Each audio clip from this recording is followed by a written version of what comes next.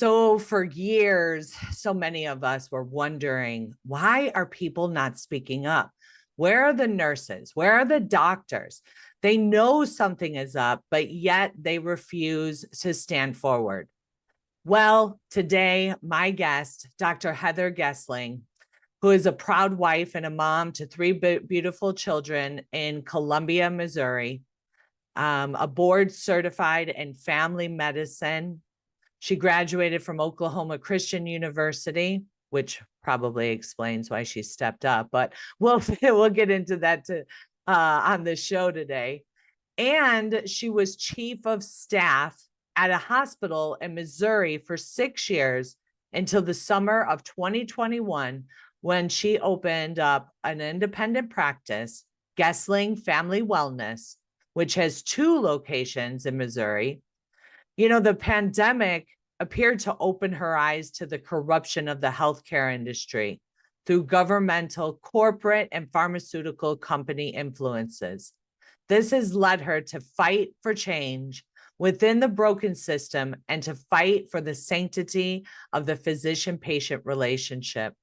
Her leadership includes Director of Operations for Global COVID Summit and Chief Operating Officer for the medical team at the Wellness Company.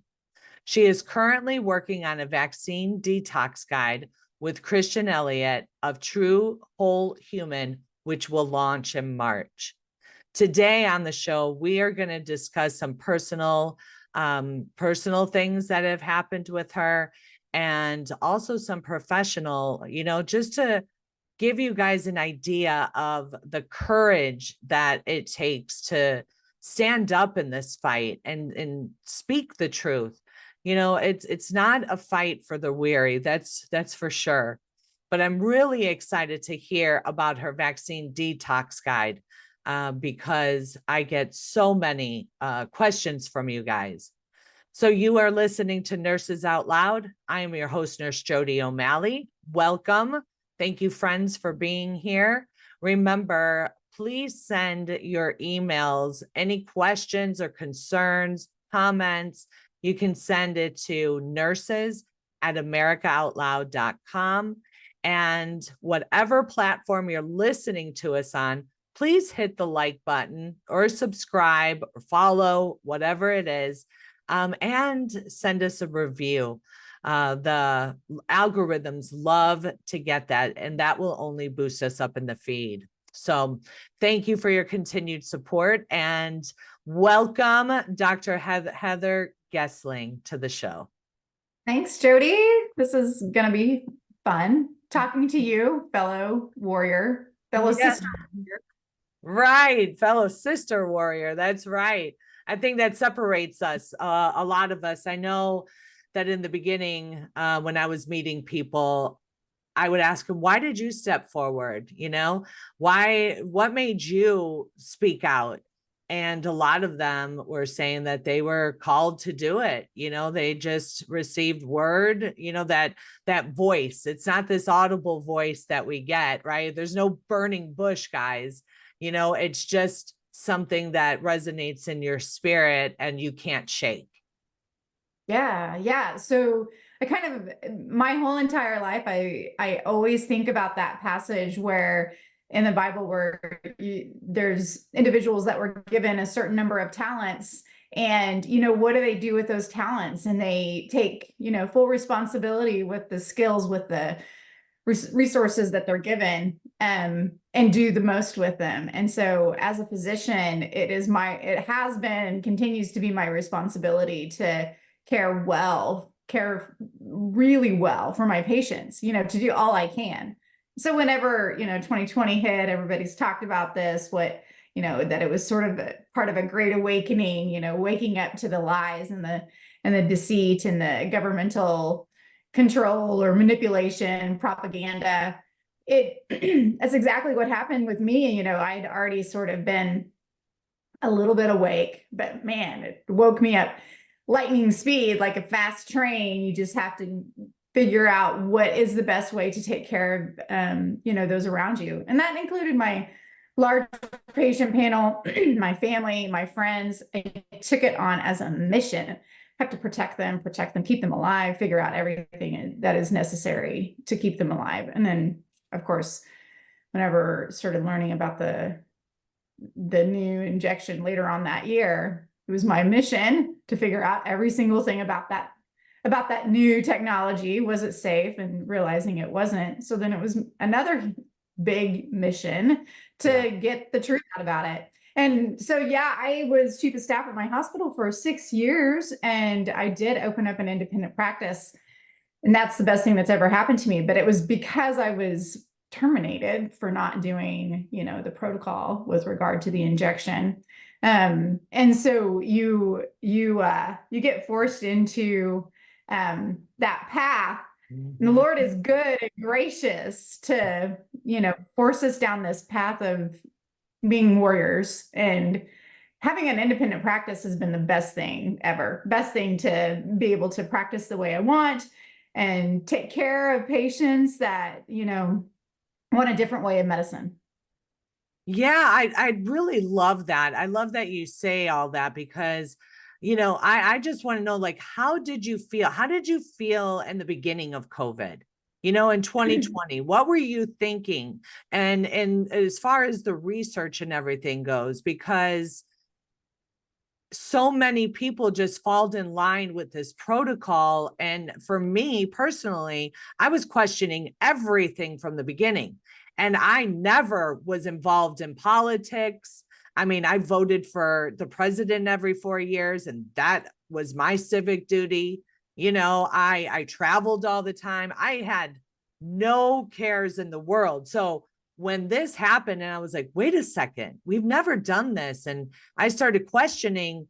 I mean, I know that it was the discernment the Lord gave me to question it, right? Because it was all fear, fear, fear. And for me, I don't do well when people try to scare me. I've always been like that kind of fighter. I mean, is that the same with you? Like, talk to me about like 2020. Yeah. So the discernment, I love that you use that word because, it has a spiritual connotation where you're sort of like expecting the Lord to intervene. You're expecting the Lord to help you. You're expecting the Lord to bring about the right information to do your job. And you want to do, you and I have had personal conversation. You want to do what the Lord has for you. You don't want anything else. You want, if the Lord's not in it, you don't want it. And that's exactly where I'm at, where, because of that faith, I fully expect and anticipate the Lord to intervene and give me the information that's necessary. And so whenever you get that information, you just expect the Lord to help you figure out, discern between lies and truth. And that's where, you get that, you have that spiritual maturity or, wisdom to be able to discern that. The problem is that people, they don't want to do the hard work of discerning. They just want to let the information come to them, and they trust the government or trust the pharmaceutical research or, what the reps are telling, I have, I look back on everything that, I learned from Quote unquote. from drug reps, and I can see now, that I wasn't as discerning as I needed to be. And when I started becoming more and more discerning, it quit coming around. They don't want to answer those questions, and I started getting, more and more like surprised looks on their faces when I would ask them, oh, is that, absolute risk reduction? Is that relative risk reduction? What are these numbers? Weren't used to that's what everybody needs to be doing, is educating themselves, asking the hard questions, asking for discernment, trying to be wise. Right. Absolutely. It's interesting you say that, like the farmers, like they scatter like cockroaches probably when you start talking to them. Like, I don't know if you ever saw Dope Sick. Have you watched that on Netflix? Actually, I've been told to watch that. I haven't watched it yet. Oh, Yeah. girl, you got to watch that. It is wild, wild.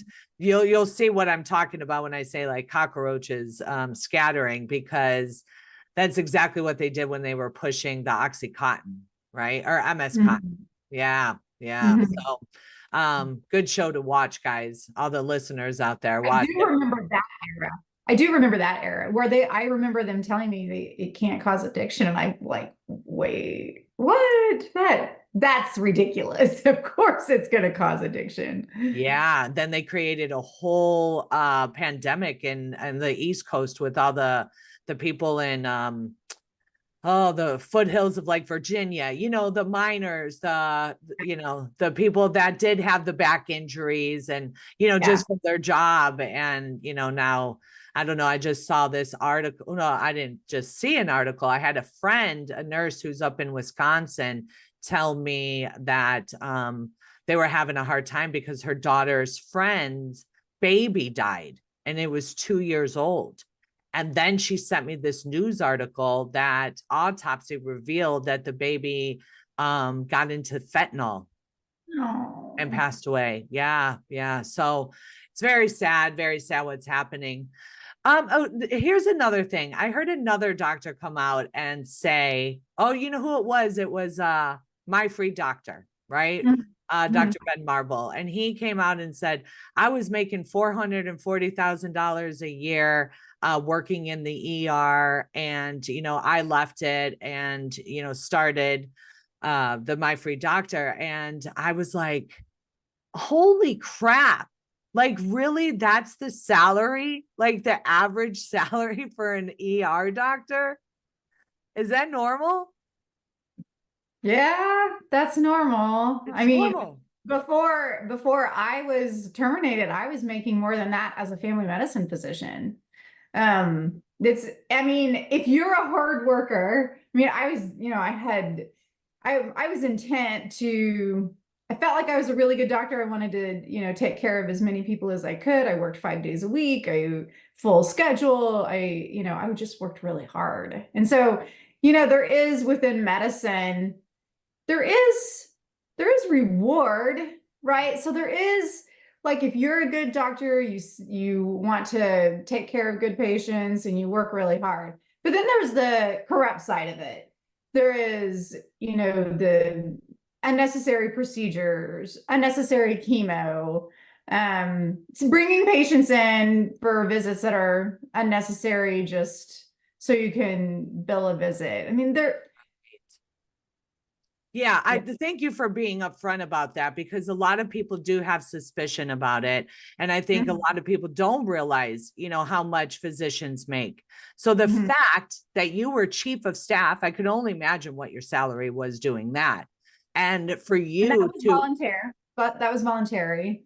It was an elected position. I gave of myself to the hospital for no extra income. It was all just because I loved my hospital. It was all because I wanted to, lead the hospital well. And so, yeah, that sounds well, that's interesting you say that, because it's essentially what I did when they asked me to work as hospital supervisor, which was two mhm. steps above my pay grade. I Uh-huh. did that through the pandemic, but I only did it because I loved the hospital. I love the people, and so yeah, I think that speaks volumes as to, our passion and love for people and what we do.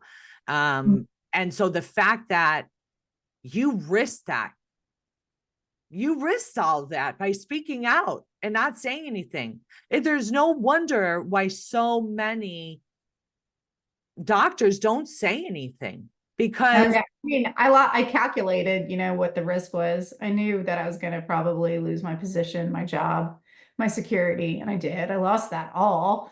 I lost all of my insurance security, right?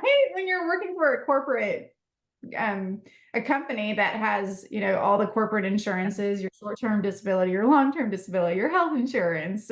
My malpractice was covered. I mean, I had every insurance that you could possibly have, like 12 of them.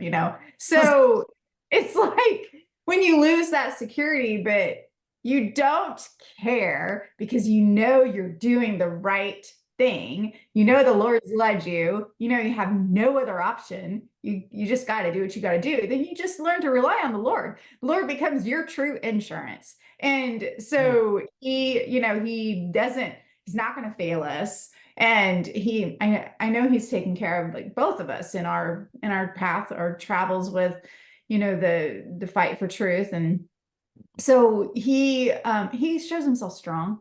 But yeah, so whenever you're in that corporate world and you feel nice and comfy, and this is why physicians don't stand up, they don't want to lose their reputation, their job, their security, their income, all of that. Mm. And when I was talking, when you asked me about the typical salary of a physician, it becomes more obvious why they didn't speak up. I mean, in my position now as an independent practice, independent business owner, direct primary care, I don't make near that. But man, I've never been more satisfied, more happy, more pleased, and money doesn't matter. And so it feels obvious where I'm at. The Lord's led me here. But then I look at the sort of blinders that exist within corporate medicine or the mainstream medical world as to why people don't speak up. Yeah. Wow, that's a powerful testimony. I'm really glad. I was not going to ask that question. I wasn't even going to bring it up. It just was something on my heart, but I think, the way you responded and what you said, really shines a lot of light. I mean, we all know that, they don't want to lose, doctors don't want to lose their paycheck because the more money you make, the more money you spend, period. Mm-hmm. Mm-hmm. That's how it goes. So to walk away from that would be hard, to pay all your bills. I mean, essentially for me, I'm at the pinnacle of my career. I was 7 years as a nurse at the time. And I was like, I got a government job. I'm making, 6 figures base, not overtime, not hazard pay, 20 grand to my student loan. Like, this is, almost like nurse practitioner money. You know what I'm saying? And but again, when the Lord convicts you of something, when you know that you are doing the right thing, and anything other than you speaking out or walking away, you just can't do, because how are you going to look at yourself in the mirror? How are you going to answer to him on judgment day when he says, Heather, why didn't you listen to me when I told you that? Are you really going to say it was for my paycheck? Yeah. Oh man, isn't that right? Preach. So exactly. And your priorities change, Mhm. and your maturity increases, and life becomes even more full. Yeah. I appreciate the process. Yeah, same. I never expected to learn all that I've learned, website, accounting. I mean, just, all of it, doing what I'm doing now. I have in my private membership community, marketing, social media. Like, this was never any of my interest. So I, look at the Lord all the time and I was like, man, you must have a big blessing on the other side of this, because you are making me do things that I never even wanted to do, you know? Yeah, that's so right. He does take us out of our comfort zones.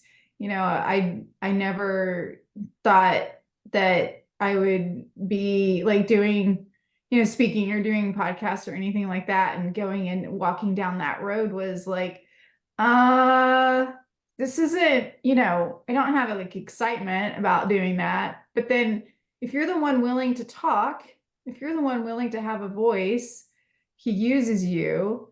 Um, and he even, in my experience, he even uses you to talk about other truths. It's not just about the medical freedom movement. It's about, lies that we're just living under in general, lies that we're living under in society, lies that we're living under in church, lies that we're living under sort of like all of these control mechanisms that have been put in place so that we don't fight back, so Yeah.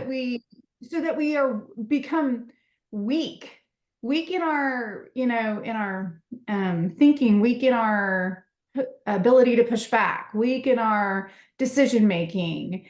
It feels like the whole theme of the last few years has been just bring the truth out. Let's hear it all. Let's just get out of this era of deception that is so thick in every area of our life. Yeah, yeah, I agree. It's just not about a treatment or this and that. I mean, shoot, you're listening to me now having my own radio show. We speak about everything, so yeah, I think that's very important. And another thing I want to bring up is like we're at the front line of this, the global COVID summit, the working with the wellness company and starting the freedom from pharma. I remember when I met you, we were doing an interview because I was considering working for that, for the wellness company. God led me in another direction. But how has it been with doing these grassroots summits and organizations and starting off with that? Yeah, I appreciate the ability to talk about that. There is all grassroots sort of events, organizations, campaigns. They have pros and cons, they have flaws, they have, good things that happen out of them. People have so much passion, right? They have so much passion about what they're doing that um there can be a lot of stress, a lot of tension, a lot of I use the word drama and trauma, use the phrase drama and trauma. There has, Oh, there has been a lot of that over the last few years. No organization is perfect. A lot of people have talked to me about things that they're seeing sort of infighting within the medical freedom movement. And, they want to hold on to complete and perfect trust of individuals. And, I tell them there's no true heroes. Just the Lord is my hero. I right. trust him. I think everybody should be your own hero. I think everybody should be standing up, researching, becoming more and more strong in and of themselves. Don't rely on these names and faces. I think that we should all influence our own realms. I think we should influence to the best of our ability in discerning ways our friends and family, our coworkers, bringing truth is our responsibility. Yeah. I think we should all be working at that all the time. And so within the last 3, 4, oh my gosh. Gosh, I know. It's holy moly. Okay, so within the last 4 years, there has been a lot of good things to come out of this. And we can't expect perfection between all of the freedom fighters or between in the organizations. They're just trying to do their best. Yeah. Yeah. I tell people don't lift anyone up as a hero, Yeah, um, right. especially me, people say, oh, what you did. It's like, listen, Jody didn't do this. God did it. I was Yeah. just willing to submit and allow him to work through me. You know what I'm Mhm. saying? We do have our own will. That's for sure. I could have said no, absolutely.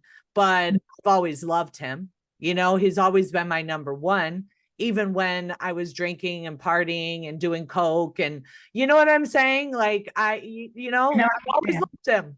So when he called me and I heard his voice, I was like, well, I better answer this one. Right. you Yeah, know? no, You know, something that I've learned over the last few months because of an experience that we had that deeply affected our family is that things that I've seen happen in like the church, for example, is that they shame you or make you feel bad or make you think that you're not worthy or that you're not a strong person or whatever. But that is the opposite of what you need to think in order to be effective warriors for Christ. I mean, effective warriors for truth. We should not be in this like, I'm so unworthy. We are all called. We are all called. And so whenever there is this sort of, I've been following, I've been listening to a lot of podcasts from Rebecca Davis. She wrote these books, Untwisting Scriptures.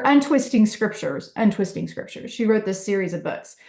And man, the life that comes out of her words where she talks about we've been taught wrong. We've been taught to sort of have somebody's thumb over us where we aren't strong and being, effective amongst others around us because we don't feel like we're worthy or whatever. Like just like you said, like Mhm.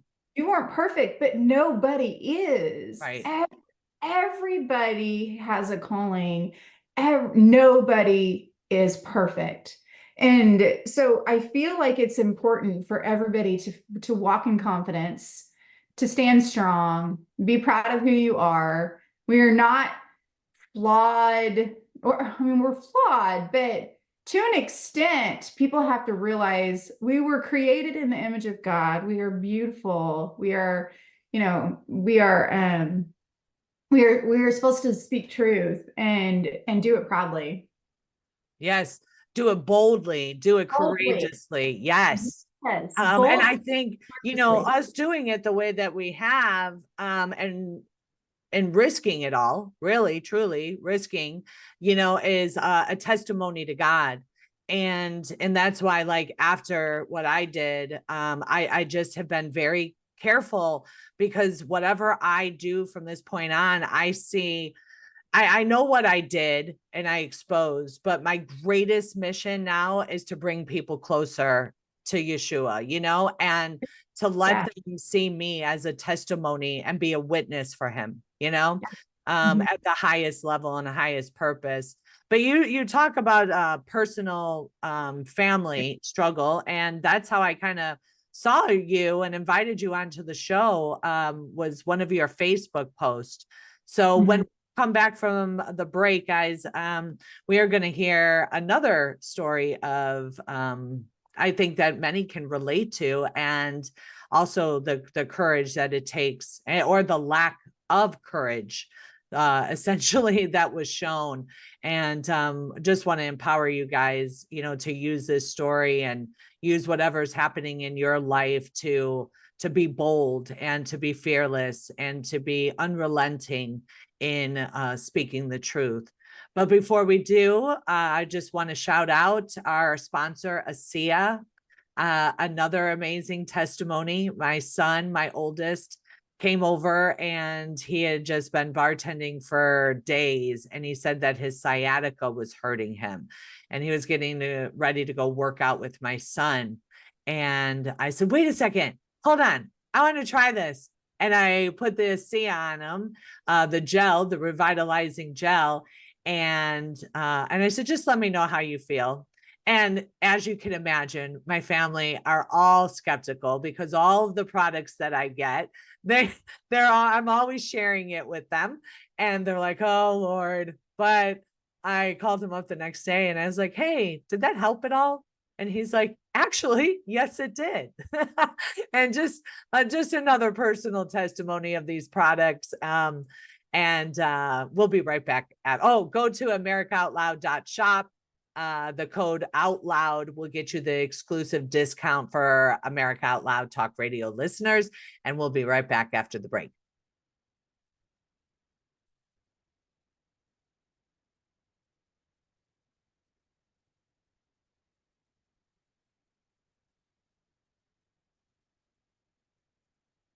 Welcome back to this Monday edition of Nurses Out Loud. I am your host, Nurse Jody O'Malley, and I have the wonderful and courageous Dr. Heather Gessling as my guest today.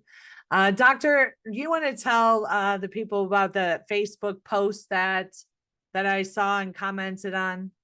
Yeah, I'd be more than happy to. So my son, he's now 19. When he was 17, I have to say, I feel like he's a sort of an atypical person, teenager in a lot of ways. He's very wise beyond his years. He's very educated. I think he's excelled in just about every aspect of his life. And he was asked to be youth pastor at our church, and youth, technically intern, but the pastor told him, that's in word only, because that's the way it has to be in the organization that we were in. We were in a Methodist organization, but we voted to disaffiliate this year. And so he was asked to be youth pastor, and he did really well. He, grew the program and grew the program spiritually. And I mean, he brought in more, there was bigger numbers, but numbers is not the best way to gauge success in a church. You need to be looking, are they spiritually growing? Does the congregation feel like they're in a place that they're able to spiritually grow? And so his youth were spiritually growing, and he was growing in numbers. He felt like the program was doing really well, but then he was having struggles with the pastor, struggles with some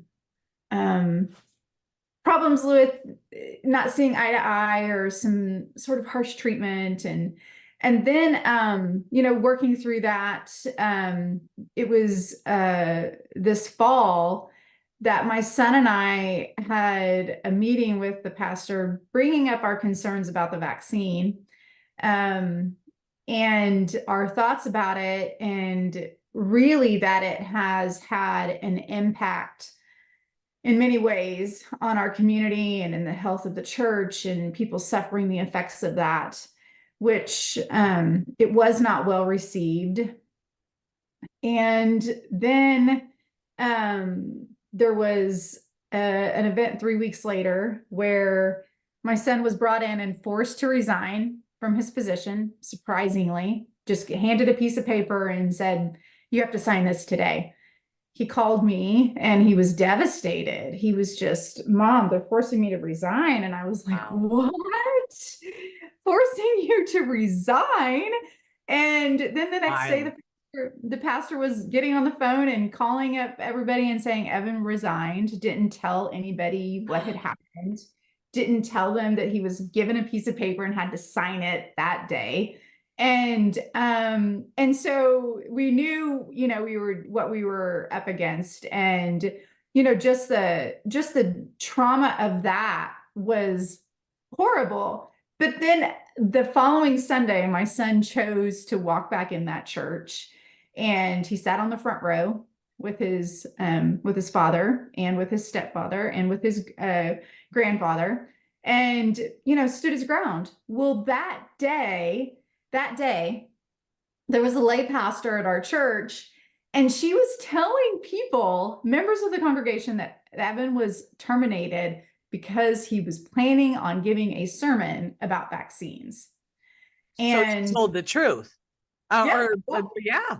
There you go. And so one of the members of the congregation came up to my son that morning and said, "Hey, she's telling me that you were planning on giving a sermon about vaccines. What is going on?" And he's like, "What? No, that's news to me. I would have never, I wouldn't have used that. I would have not done that in my position. I mean, these are youth. They have their own parents to make that decision." Right. And so then that night, and that morning, that lay pastor physically pushed my son in church when he tried to say something kind to her daughter. And then that night she sent a message to him that he was worthy of excommunication because he basically told the truth about what happened. And so on my post, I sort of did an analogy to, what if your child was, loved baseball, killing it, and then, brought in and told, the coach is kicking him off the team. It's just a tragic situation where there's this mix of abuse, spiritual abuse, abuse of authority, mixing it with this political correctness of the vaccine.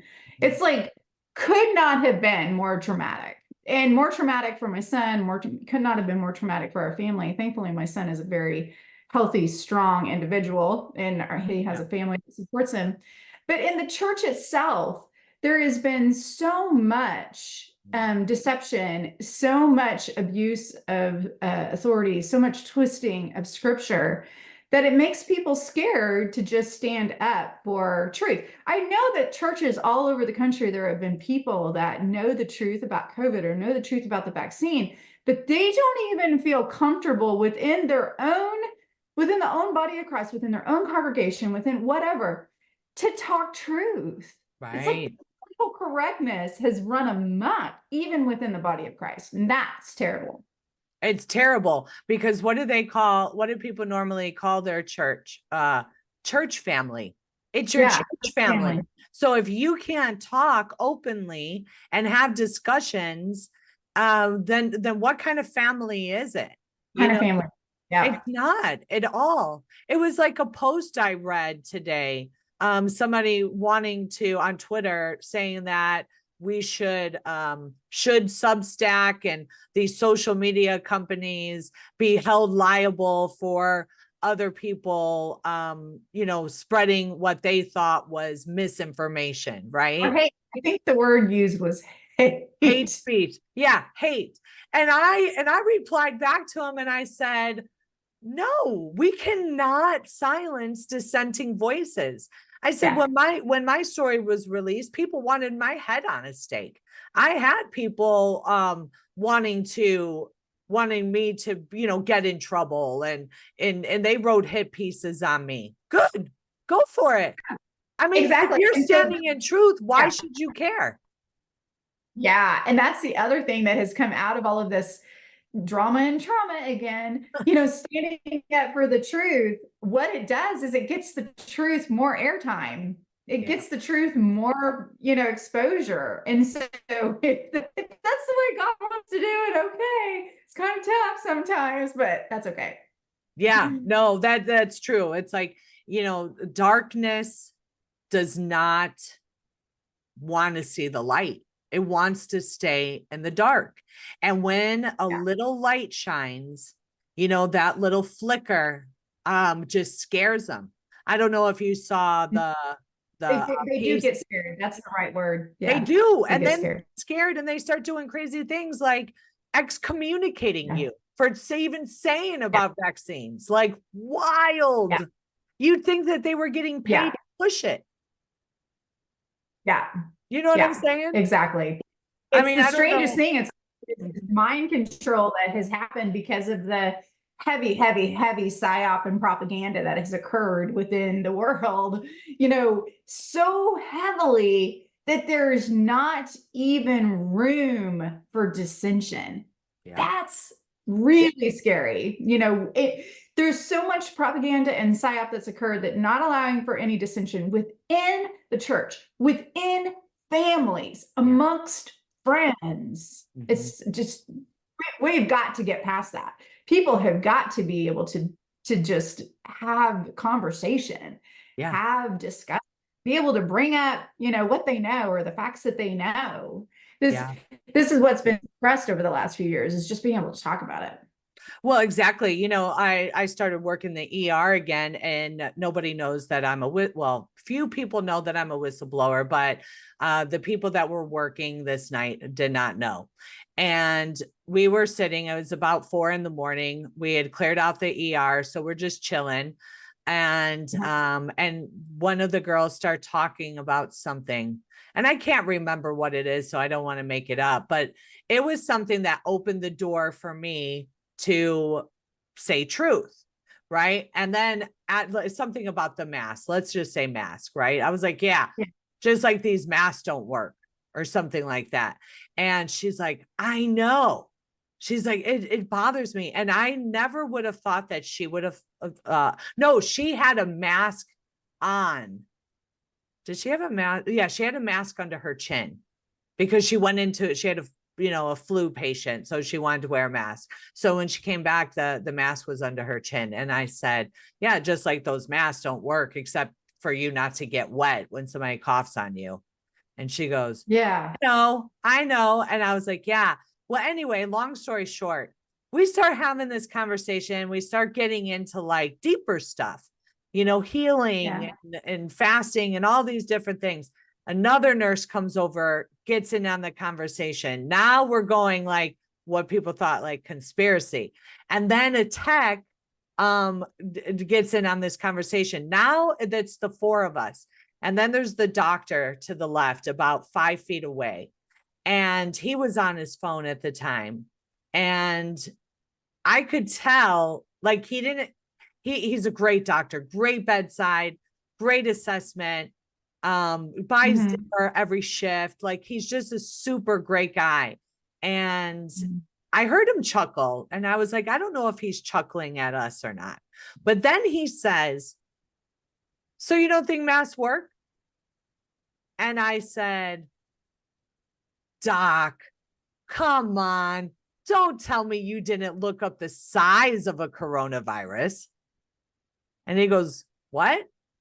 And I said, didn't you look at I said, the first thing I did was look at the TB N95 box and see what that filters.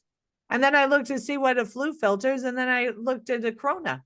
I said, it's 0.1, 0.2, and 0.3. And I said, unless they want to confuse you and call it a droplet.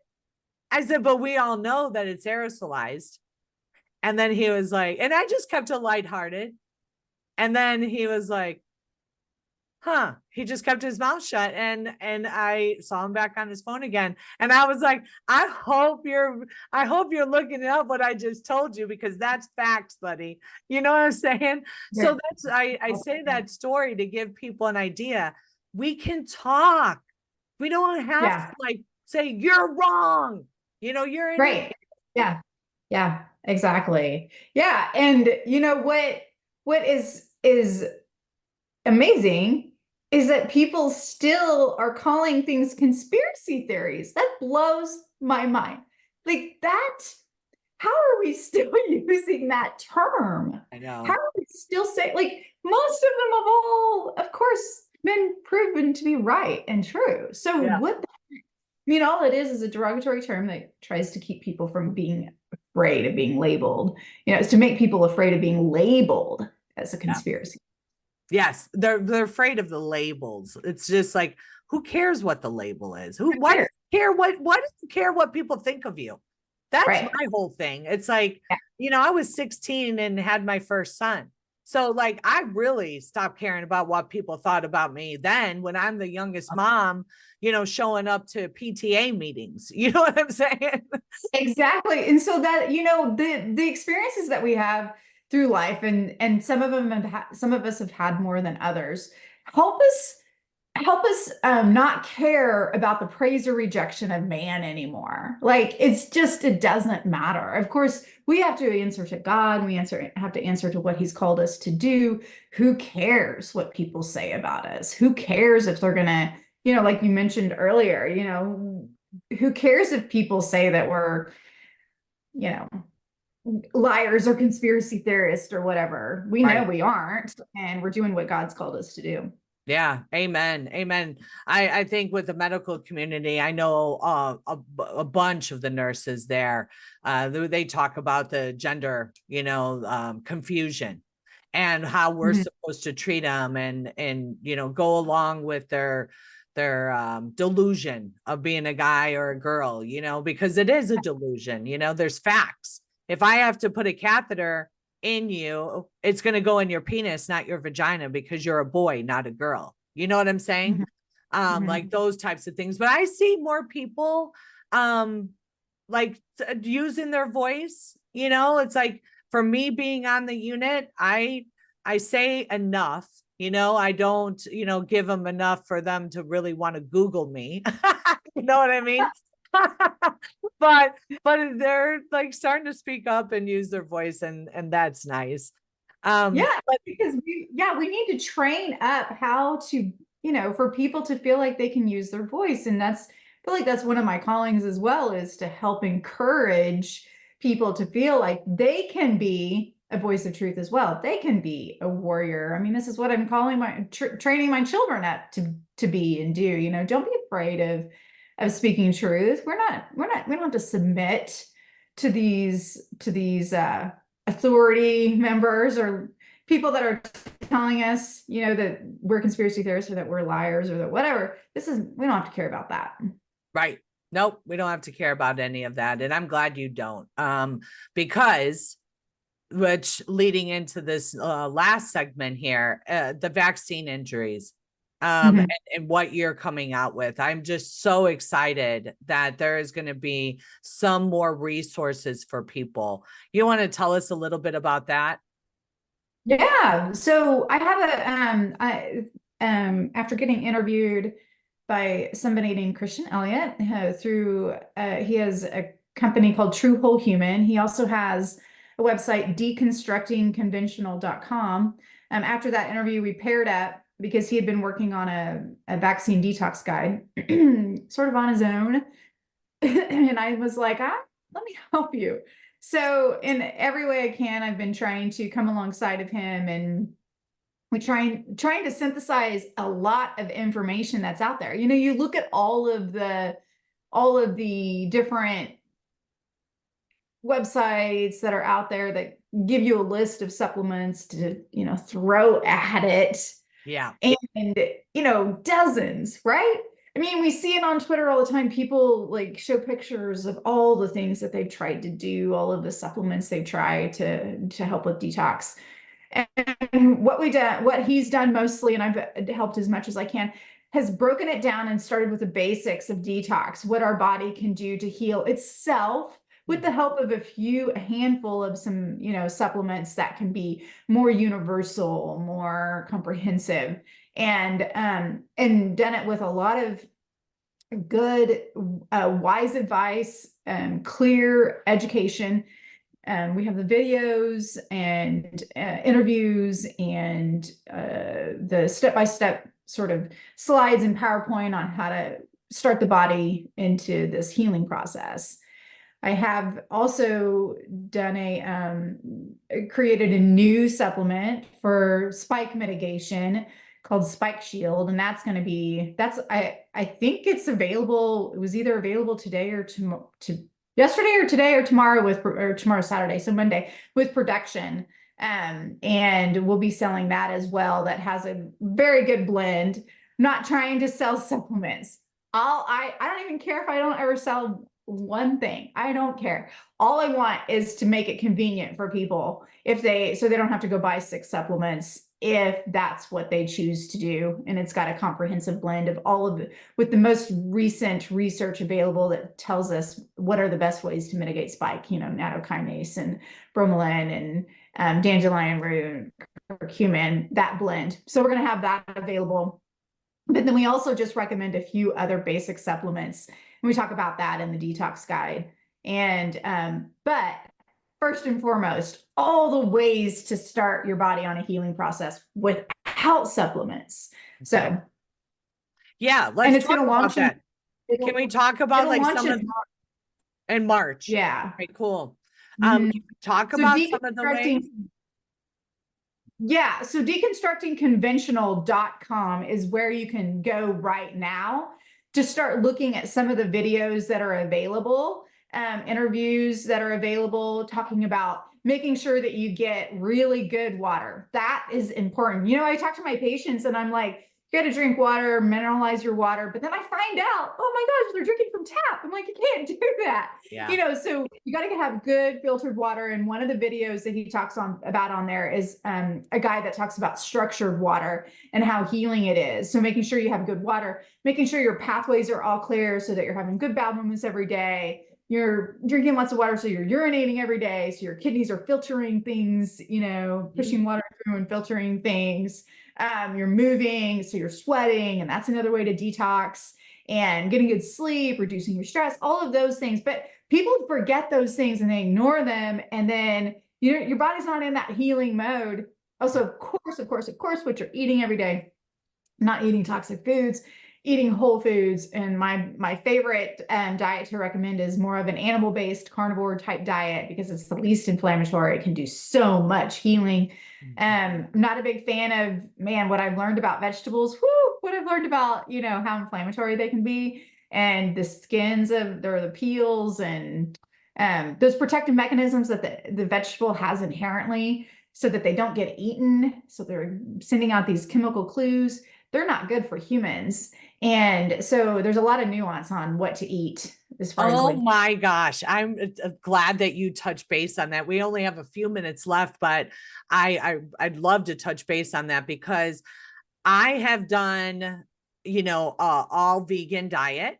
And then I have done just a carnivore type diet, right? Just fat and meat yeah, for the majority of it.